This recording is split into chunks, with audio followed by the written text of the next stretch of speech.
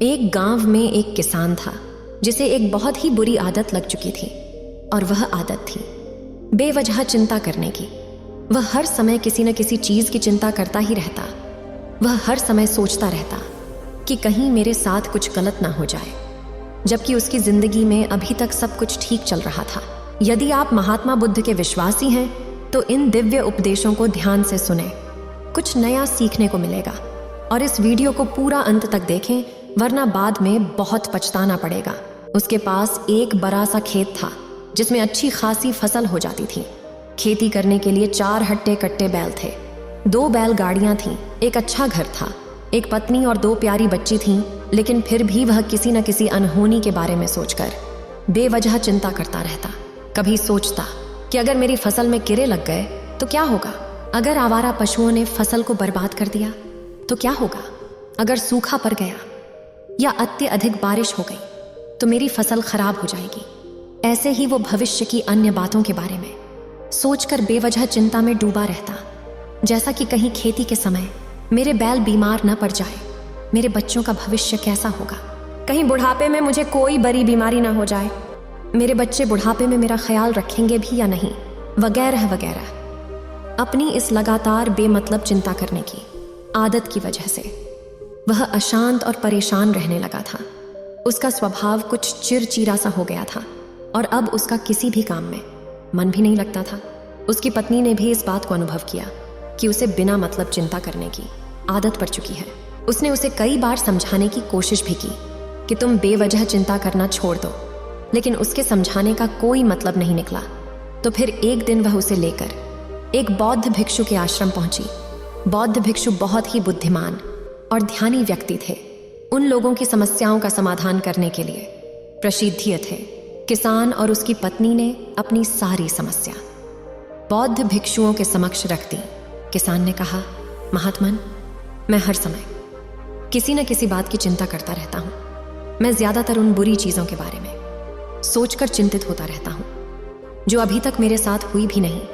किसान की समस्या को पूरे ध्यान से सुनने के बाद बौद्ध भिक्षु ने कहा, ठीक है, तुम दोनों कल सुबह आना और फिर मैं तुम्हें तुम्हारी समस्या का समाधान बता दूंगा।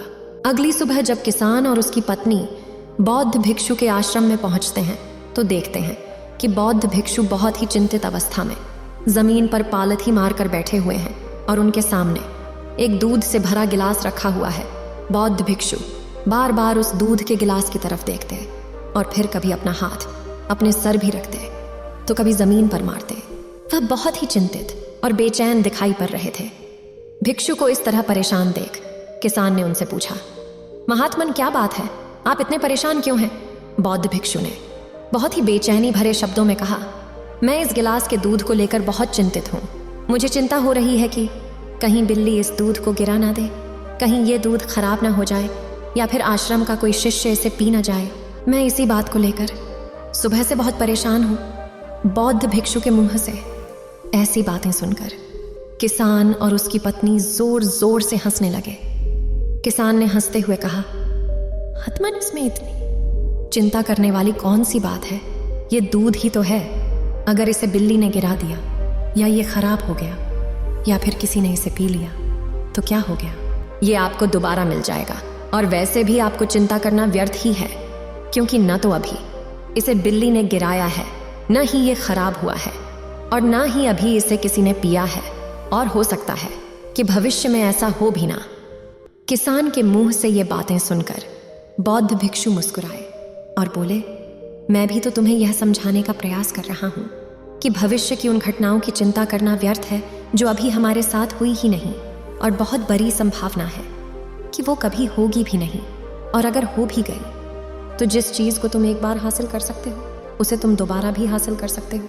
अगर नहीं भी कर पाए तो कोई बात नहीं, क्योंकि समस्याओं के आने के साथ ही उन समस्याओं का सामना करने की हिम्मत भी अपने आप ही आ जाती है। बौद्ध भिक्षु की ये बातें सुनने के बाद किसान को लगा जैसे किसी ने उसके गाल पर एक थप्पड़ मारकर उसे नींद से जगा दिया हो। उसे महसूस हुआ कि वह भी तो यही गलती कर रहा है। वो भी तो भविष्य की उन घटनाओं के बारे में सोचकर चिंतित हो रहा है जो अभी तक घटी ही नहीं और शायद कभी घटेगी भी नहीं। वह कुछ देर तक स्तब्ध खड़ा रह गया और फिर बौद्ध भिक्षु के चरणों में गिर पड़ा और कहने लगा, इतनी आसान भाषा में मुझे मेरी गलती का एहसास करवाने के लिए आपका बहुत बहुत धन्यवाद। और मैं आज से पूरा प्रयास करूंगा कि मैं बेवजह चिंता करना बंद कर दूं। जिन बुद्धिज्म में ये कहावत है, जब तुम चल रही हो तो केवल चलो, जब तुम खा रहे हो तो केवल खाओ, इस लोकप्रिय कहावत ने कुछ महीने पहले मुझे पहली नज़र में ही इसके अर्थ के बारे में हैरान कर दिया था। और सच कहूँ तो मुझे ऐसा लगता है कि इस जिन कहावत के अर्थ में ही वो राज छुपा है, जिसे अगर किसी ने अच्छे से समझ लिया और अपने जीवन में उतार लिया तो वो चिंता के बंधन से हमेशा हमेशा के लिए मुक्त हो जाएगा। इस जिन कहावत के अर्थ के बारे में हम आगे बात करेंगे, लेकिन उससे पहले देखते हैं कि हमारे दिमाग में किस तरह के विचार ज्यादा चल रहे होते हैं। अगर हम कुछ समय के लिए अपने विचारों पर ध्यान दें तो हम पाएंगे कि किसी भी काम को करने के बाद हमारे दिमाग में ज्यादातर समय ये 4 विचार ही बार बार चलते रहते हैं। पहला, क्या मैंने ये सही से किया? दूसरा, क्या मैं इसे और बेहतर कर सकता था? तीसरा, इसका परिणाम क्या होगा? और चौथा, लोग मेरी और मेरे काम के बारे में क्या सोच रहे होंगे? ये ऐसे कुछ विचार हैं जो हमारे दिमागी सिस्टम में ज्यादातर समय चलते रहते हैं, लेकिन हमें पता नहीं चलता, क्योंकि हमने इन विचारों के साथ जीना सीख लिया है। और हमारा दिमाग काम भी ऐसे ही करता है कि अगर हमने इसे किसी काम को कई बार करवा लिया तो फिर ये उसे अपनी आदत बना लेता है और फिर हमारे चाहे बिना भी उस काम को करने का प्रयास करता है। शुरुआत में तो हम किसी भी काम को अपनी इच्छा से पूरे होशो हवास में करते हैं, लेकिन बाद में वो हमारी आदत बन जाती है और फिर हम बस बेहोशी की हालत में बिना सोचे समझे उस काम को किए चले जाते हैं। जैसे कि जब हम शुरुआत में कार चलाना सीखते हैं तो हमें हर एक छोटी छोटी चीज का ध्यान देना पड़ता है और हम पूरी सावधानी के साथ कार चला रहे होते हैं। लेकिन जैसे ही कुछ महीने बीत जाते हैं, हमारा दिमाग इसे अपनी आदत बना लेता है और फिर हम फोन बात करते हुए, गाने सुनते हुए या फिर कुछ खाते हुए भी आसानी से कार को चला लेते हैं और हमें इसके बारे में ज्यादा सोचना नहीं पड़ता। हमारे हाथ और पैर अपने आप ही गियर और ब्रेक्स की तरफ चले जाते हैं, क्योंकि अब हम कार को आसानी से चला रहे होते हैं। यानी कि एक तरह से बेहोशी की हालत में हमें पता नहीं होता और काम हो रहा होता है। ठीक यही हमारी चिंता करने की आदत के साथ भी होता है। जब एक बच्चा छोटा होता है तब उसे पता नहीं होता कि चिंता क्या है, लेकिन जैसे ही वो थोड़ा बड़ा होता है, माँ बाप कहना शुरू कर देते हैं, बेटी आपको होमवर्क करना है, आपको उसकी चिंता नहीं हो रही है, आपके इंजाम आने वाले हैं, आप उसकी चिंता करनी चाहिए। और ऐसे ही न जाने कितनी सारी चीज़ों के लिए बच्चों के आसपास के लोग उसे चिंता करने के लिए कहते हैं और वो छोटा बच्चा इस बात को मान लेता है कि अच्छा, किसी भी काम को करने के लिए हमें उसकी चिंता करनी पड़ती है और फिर वो भी किसी काम या घटना के बारे में बार बार सोचने लगता है। शुरुआत में तो वो ये काम जानबूझकर करता है, लेकिन धीरे धीरे उसका मन इसे अपनी आदत बना लेता है और फिर न चाहते हुए भी उसका मन एक ही विचार के बारे में बार बार सोचता रहता है और फिर वो अपनी पूरी जिंदगी चिंता के इस जाल में फंस कर रह जाता है। लेकिन अब प्रश्न ये उठता है कि इसका समाधान क्या है? तो इसका समाधान है ऊपर बताई गई जिन कहावत का अर्थ, यानी जागरूकता। हमें अपने विचारों के प्रति जागरूक होना पड़ेगा। हमें थोड़ी देर रुककर इस बात पर ध्यान देना होगा कि कहीं हम न चाहते हुए भी एक ही घटना के बारे में तो बराबर ही सोच रहे। हमें पूरी जागरूकता के साथ ये देखने का प्रयास करना होगा कि पूरे दिन हमारे अंदर किस तरह के विचार उठते रहते हैं। अब आप पूछ सकते हैं कि केवल जागरूकता क्या करेगी? मैं कहता हूं यह काफी है।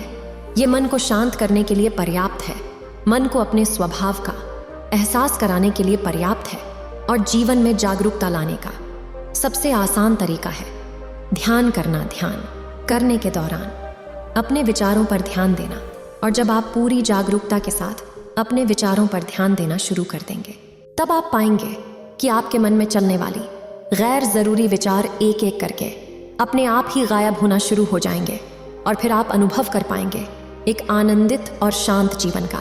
उम्मीद है आप सभी को यह वीडियो अच्छी लगी होगी। अगर आप बुद्ध के सच्चे विश्वासी हैं तो चैनल को सब्सक्राइब और वीडियो को लाइक करके कमेंट में नमो बुद्धा लिख दीजिए।